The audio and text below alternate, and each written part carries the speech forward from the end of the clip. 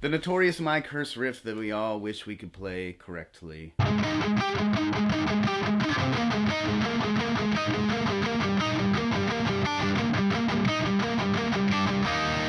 There's really no debate on how to play this riff correctly, because Killswitch put out a video back when the song came out that explains and teaches you exactly how to play this. So there's a lot of people that think there's a different way to play this, or there's a couple different ways that people think this is played. Regardless, I want to teach you guys how to play this riff correctly. I'm going to take a few of the ideas that they talk about in that video that are essential to play this riff the correct way, and then there's a couple ideas that I want to explain to you guys on how to actually learn to play this riff, because if you try to play this riff from start to finish all the way through, it's going to take you years to learn it. Like I started that way, and it took me a long time until I figured out these couple ideas that I am going to explain to you guys today. So first off, it is just basically we're playing between these three chords.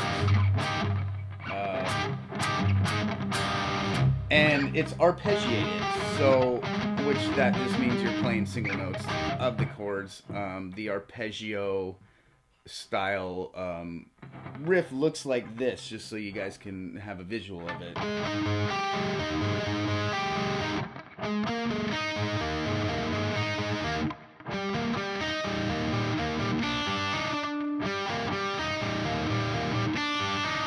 As you may have noticed, I alternate picked that. That is not the correct way to play the chorus part of the riff. So they play it two different ways in this song. They play the intro, which is clean, and it is so not distorted, clean, not distorted, and it is alternate picked. And then the chorus is different in the sense that it is distorted.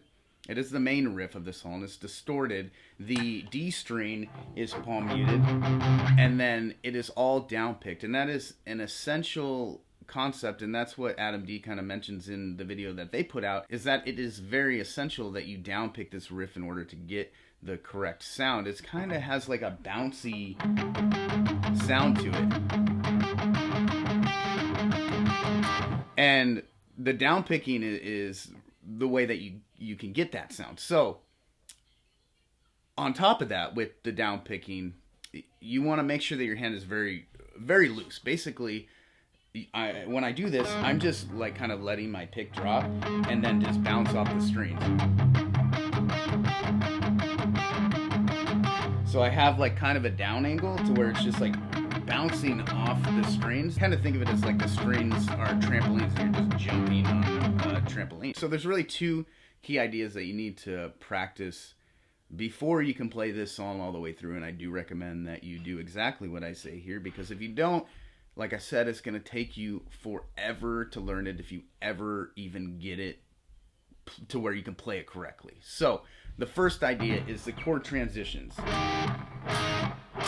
So this chord to this chord is a really hard transition because it is so quick.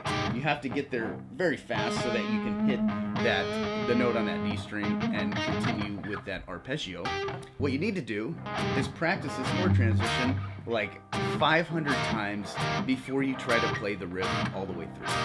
So the second concept that you need to really get down before you try to play the riff all the way through is this down picking arpeggiated string skipping part that we already kind of discussed. So both of these ideas, this arpeggio style down picking and the chord transitions, they need to be second nature to where you could literally be having a conversation with somebody and still perform this in order to play this riff up to speed the correct way, because it is probably one of the most difficult riffs that I've ever tried to learn, and I've been playing it for probably 10 years and I still can't play it perfect. I still can't play it very well, in my opinion. So it's a very hard riff. You need to get these two ideas to be second nature so that you don't have to think about them when you're trying to play this riff. And then the last idea that I want to talk about is this: it doesn't really benefit you to play a riff like this slow.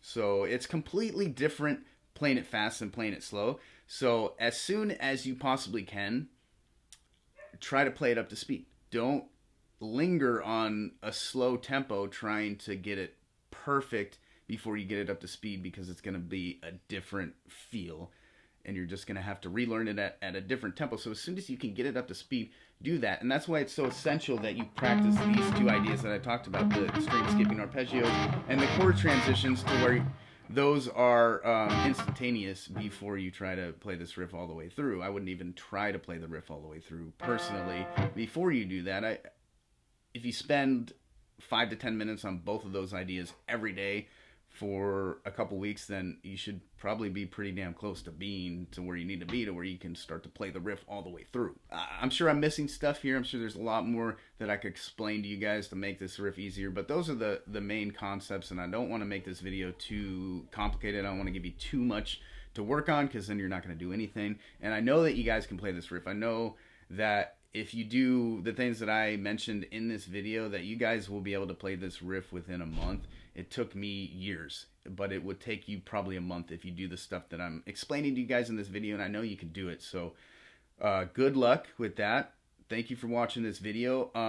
And if you guys are serious about playing metal guitar, but you don't really know what you need to practice, what you need to focus on, and how to actually practice effectively to where you can see progression and get good at playing metal and playing metal riffs like this, then you guys should definitely sign up and join my Simplistic Riff Mastery. It's a 6-week program, and that's exactly what I cover in the program. I'll teach you all the important concepts to focus on a regular basis as a metal guitarist, and how to practice those, and how to set up and structure an effective practice routine so you can continue to see progression from the time that you start playing guitar till the time that you stop playing guitar, if that ever comes or whatever. So anyways, again, thanks for watching this video.